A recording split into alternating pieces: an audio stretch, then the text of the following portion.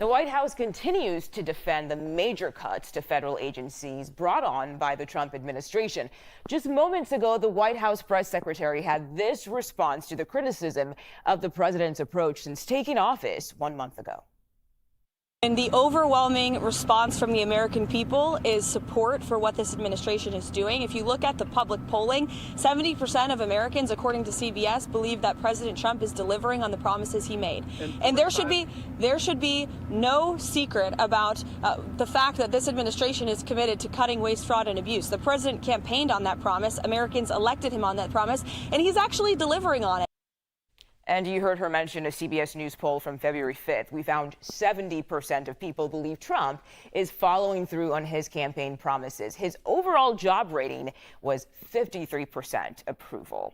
CBS News White House reporter Olivia Rinaldi joins us now for more. Happening right now, the president is speaking at a governor's working session. So, Olivia, what are we watching for there?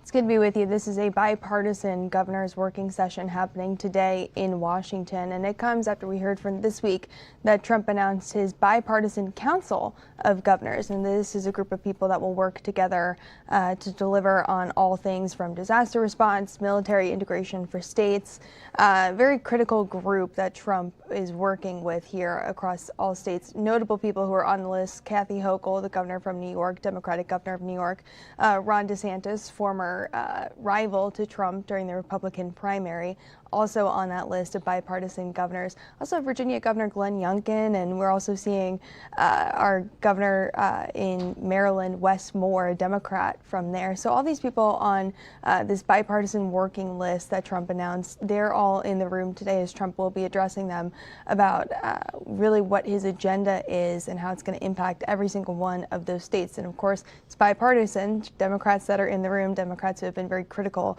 of Trump in the past. So we'll be watching to see exactly what he has to say to them specifically, not only on economic policies, but on his tariffs and everything we've been hearing from DOJ and how that may impact people all the way down to the state level with a lot of these federal cuts that we've been seeing.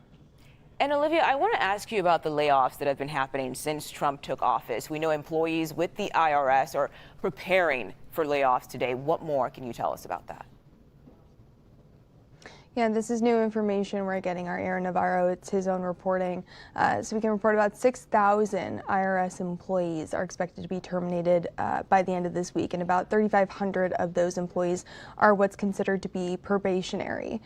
They were deemed not critical by the IRS and DOJ, part of Elon Musk's service that's going basically department to department, trying to cut down on government fraud and waste. So we're learning that these employees specifically are being placed on leave, will be fired by end of week. But it's important to note that this is all coming during tax filing season. This is some of the most busy time for these specific employees, March to April. I'm sure if you haven't filed already, you should be filing soon because there's potential for delays when getting rid of all of these employees. So important to note there, something we're watching very closely.